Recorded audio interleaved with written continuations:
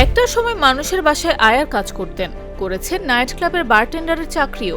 আর আজ তিনি বিশ্বের অন্যতম শক্তিশালী দেশ ইতালির একচ্ছত্র নিয়ন্ত্রক। গল্পটা জর্জিয়া মেলোনির। মাত্র 12 বছর বয়সে বাবা পরিবার ছেড়ে চলে যান।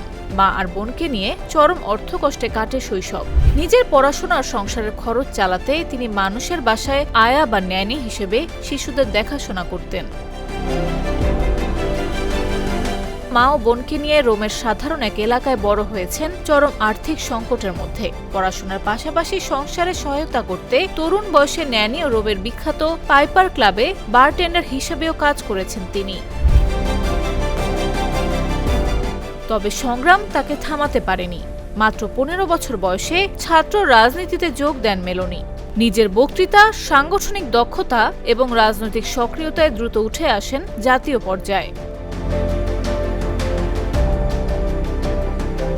2008 সালে মাত্র 31 বছর বয়সে তিনি হন ইতালির ইতিহাসের সবচেয়ে কম বয়সী যুবমন্ত্রী। এরপর 2012 সালে প্রতিষ্ঠা করেন ব্রাদার্স অফ ইতালি দল, যা এক সময় দেশের অন্যতম প্রধান রাজনৈতিক শক্তিতে পরিণত হয়। অবশেষে 2022 সালে ইতিহাস গড়ে ইতালির প্রথম নারী প্রধানমন্ত্রী হিসেবে শপথ নেন জর্জিয়া মেলোনি।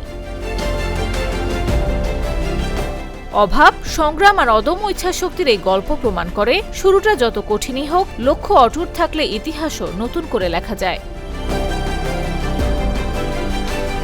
নিউজ ডেস্ক, জাগো নিউজ। Mr. Noodle, amazing.